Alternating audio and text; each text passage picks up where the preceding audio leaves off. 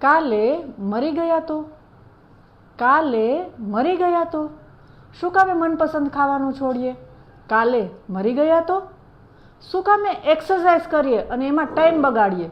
કાલે મરી ગયા તો, શું કામે વ્યસન છોડીએ અને શું કામે હેલ્ધી લાઈફસ્ટાઈલ અપનાવીએ? કાલે મરી ગયા તો.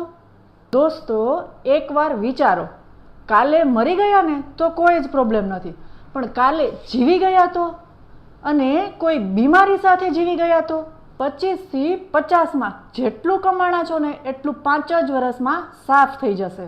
આપણે એવા એક નહીં હજારો એક્ઝામ્પલ આપણી આજુબાજુમાં જોયા છે.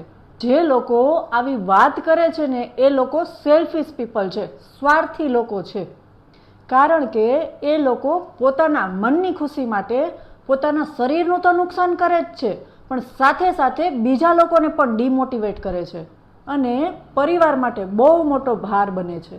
જ્યારે બી તમે બીમાર પડો છો અથવા તો મોટી બીમારીના શિકાર થાવ છો ત્યારે તમે પોતે હેરાન નથી થતા, તમારો આખો પરિવાર હેરાન થાય છે અને આખા પરિવારની બેંક બેલેન્સ ઝીરો થઈ જાય છે. તો તમે તો સુસાઇડ કરો જ છો આવું અનહેલ્ધી ખાઈને અને આવી વાતો કરીને.